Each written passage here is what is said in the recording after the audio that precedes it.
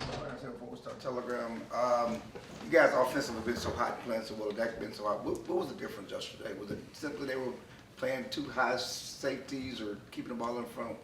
Why couldn't you guys get anything going offensively? Well, again, I think you have to give them credit. They played really, really well. There was a number of things. We've talked in here before about finding a rhythm, getting kind of going, and getting some things that kind of jumpstart you. And honestly, just we were not able to stay on the field enough to find that game-changing play or that momentum swing and things like that. And again, it's a ebb and flow game, and we're close on a few things, and when you don't make them in a game like that, it tends to hold you back a little bit. But again, they played well, and we really didn't play very well in a lot of phases. And so, we looked at it, we've addressed it. The players have all seen it. We know the things that we need to change moving forward, and these guys will be ready to go, prepared. I know they all probably didn't sleep very well last night. None of us did, and so in this business, you got a choice. And when you have a game like that, how do you respond? And our guys will respond the right way. Was that just off? He missed the deep shot early, and he had one pick, but four other was in danger of getting picked. But was it just not there? No, I think look, you're going to miss some throws. Again, the first one or early, the second play of the game. I mean, that's one of those 50-50 balls. It's a deep shot, and actually, when you talk to Brandon, like Brandon said, when it came out, he felt really good about it, and just kind of kept carrying. But again, none of us played or coached very well yesterday. And so, again, you look at it, you move on. Humbling business. We've been in here, we've done this to people, this year some. And the good teams, the strong units, they respond. And our guys will do that. I have no question about that. Why? Because of the type of young men we have in that room. And, they were disappointed like all of us. Brian, Todd Arch with ESPN. You mentioned the Cooks play. Is that just hey, we're going to show you that we can still, even if you're going to play that shell, we'll take our chances, and that game doesn't come down. A 31-10 game probably isn't one play. Sure. But are you trying to send a message early in the game that this is how we're trying to attack you? No, I think, it's part of the game plan. I mean, you're going to look at opponents and you kind of see what they do from a formation standpoint and what they do in opening situations. And so it was something that we liked on film, and we ended up kind of getting the look that we thought we might get. And, again, it comes down to, we've made a lot of those plays this year. And this one we didn't. And, again, it's one of those deals where, you don't stop trying. You don't change the plan of attack. You don't change anything. And again, I think if anything, that kind of made them back up a little bit more later as the game went on. And they did a good job. Give them credit. They kind of kept us, throwing it underneath and things like that most of the night. And then conversely, I think it was the first drive of the third quarter. You have a third and short, and you're throwing it. You're looking deep for CD, and Dak gets sacked. With the way that game had been going at that point, is it just, hey, let's see if you can sack first down after first down or do you need chunk plays at that point? No. Again, I think, when you look at the calls and you got those situations and, we spend all these hours looking at different situations, and there's self-scout tendencies, Todd, that you look at, and you're like, okay, hey, in this situation, what have we done? And, they're looking at numbers, we're looking at numbers. And, again, when you hit those plays, right, it's just a different momentum. And when you don't, you have to, look at it and see what was the reason why. And again, we just had a little bit of leakage, and again, they ended up getting through and didn't quite have enough time. Saad Yusuf, The Athletic. Brian, how do you view that first possession of the game? I mean, you won the toss. Do you want the ball? Do you want to set the tone? Do you, when they do score first, how do you want your team to respond? How do you view that first possession that you guys got? Well, we obviously have openers, and it really, there's a ton of factors that go into, whether you defer, take the ball, all those things. And so always comfortable with whatever the decision is, what's best for the team. I thought really the first drive, we had some opportunities. There's the big play there. We actually were moving the ball okay. We got the holding penalty that kind of moved us back a little bit. But, again, there just wasn't enough opportunities for us to get going. And, again, we really lived in third down and manageable. I think there was 15 or 16 of them. I think 12 of them were 6 or less, which is actually a really good number when you look at it. But you got to convert those, and we've been converting those at a really high level, and that was not to our standard in this game. But, the game always goes different directions, and you're always ready to adjust. And so, opening sequence, when you have your openers, you kind of have an idea of how the game's going to go. But then again, if you're backed up or something happens, right, you always are ready to adjust. And that's having the flexibility of a system and trust in your players that you can react based on whatever the situation is. Earlier this year, I think it was after the San Francisco loss, you referred back to the 2010 45-3. You guys lost to the Right. Patriots, and it was around this time of year. How, when you have this wasn't that score, but when you have that sort of performance, how do you kind of, you guys got to the AFC Championship game that year, just how do you kind of make sure that the focus stays and gets right back on track for the rest of the season and the playoffs? Yeah, well, I mean, again, good teams, veteran teams, teams with high standards and high expectations, they realize it's a bunch of one-game battles, a bunch of one-game seasons. And, I don't think you've seen any of us come in here after a big win and just, pounding our chest and saying how good we are, right? It can be a humbling league. And, I think our whole message to the players today was, okay, hey, watch the film, look at it. There's things that we learn from it. They were all, very into it, again, disappointed. But they know we can play better. They know we will play better. And I think that when they get back in here on Wednesday, we'll have a hell of a plan together for Miami. And it's going to be another great game against another really good team. And that's what's exciting about this stretch, And, again, we're preparing ourselves to go play and play good teams and show people how good we can be. Calvin Watkins, Dallas Wonders. Sorry. When you look at the road offense on the road compared to home, how do you try to balance out? Like you said, last night we didn't get enough touches. So how do you figure out why we're not scoring where we need to on the road? Yeah, again, it's a big study, right? Again, my whole thing would be when you look at the road games, what you're trying to look at is just focus on execution, one play at a time, one drive at a time. Okay, hey, what could we do in this situation that was better? How do we hurt ourselves? What do we not do well?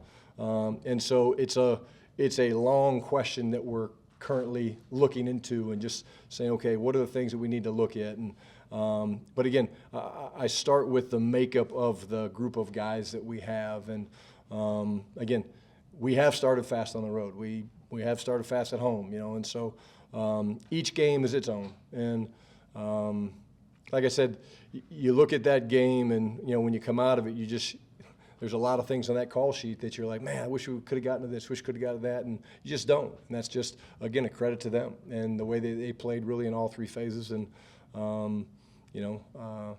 there's not much more from that game that you can look at and say, hey, we didn't play to our standard. How did Bass look? Obviously, it's tough coming in there for Yeah. a guy like Zach. How did he look? Yeah, he did a nice job. There were some fundamental things that I know he'll get cleaned up with Coach Solari, but we really didn't make any major adjustments. And again, I'm a big fan of that front. Ed Oliver's a hell of a football player, and he battled, and that's kind of what he's done all year long. I think the one thing that's happened for us in a positive way is the way we're kind of practicing with some of the veteran guys, Zach and Tyron, is these guys are getting reps, and they're getting better, and you're seeing them improve. And then when they're forced into these situations, they're going in there, and they're very, very comfortable. And almost as important as their comfort is we're very comfortable not having to make huge changes and adjustments. Michael Gelkin, Dallas Morning News. This is obviously a deeper footnote to yesterday, but Brock Hoffman, offensive captain, what led to that decision? Yeah, great question. Brock's one of our leaders, man. He is a fiery, passionate football player that everybody respects, and he the way he works, the way he practices. One of the first guys on the field, one of the last guys off the field. He's wired the right way. And when you're respected by really everybody in the locker room, to me, that's the sign of a guy that you feel very comfortable, saying should be a captain. When he talks, everybody listens. Why? They respect him. And what they respect about him is the way he respects the game, the way he works the game, the way he practices, the way he prepares. And he's also, he's helped us win some games this year, in a lot of different capabilities. So a guy I hold in real high regard. Bron Cooks, he broke up an interception. He's done it multiple times this season. What does that do? All the things that build trust with the quarterback. to be someone who consistently will fight for the ball in that manner? Yeah, I mean, it's huge. I mean, like we all know, sometimes the ball doesn't go exactly where you want it to go, and what we believe is when you throw it, the quarterbacks say, hey, I have trust in you that you're going to be at your spot at the right time. I'm going to throw it to you because I trust that you're going to make a play on the ball. If I might miss the ball or the ball might be somewhere the DB breaks on it the right way, I'm trusting you, okay, just like you need to trust me to be where you're supposed to be, that you'll make sure that the ball hits the ground. And, it's cool to see that. And, again, it does not go unnoticed. There's a lot of communication on the sidelines about things like that, when the ball is off or even if the ball gets tipped at the line of scrimmage, you see certain guys having the wherewithal to make sure that thing goes incomplete and not a turnover. Babe Loffler, Cowboys Radio. Brian, I know you have a game like that. Everything sucks. Everybody sucks. The running game last 3-4 weeks and yesterday, I know you didn't get as many opportunities with Tony, but seems to be better. Would you say that that's an accurate assessment that you guys are improving in the run game?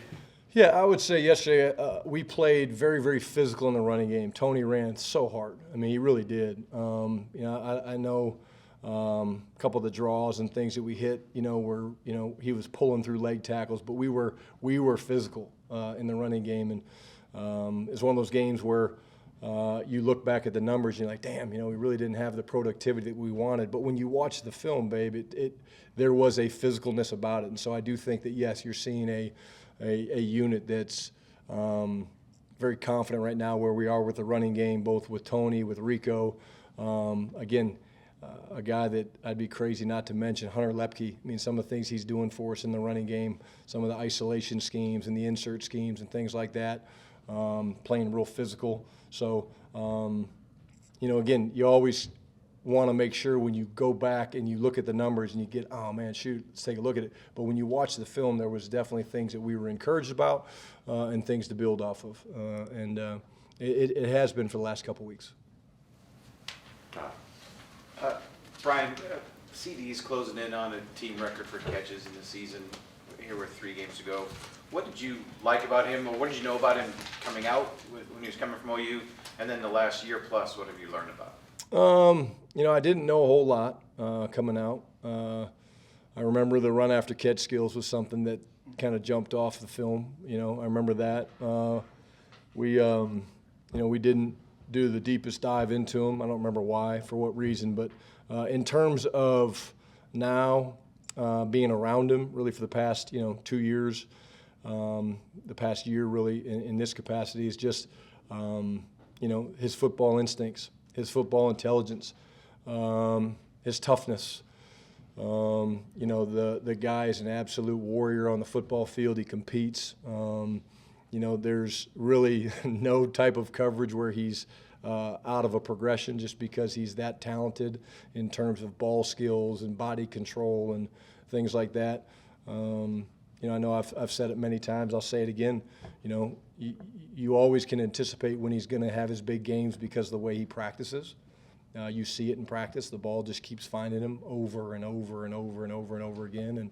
And those are the things that get you excited when you're going through the week. Like you can almost predict it, So,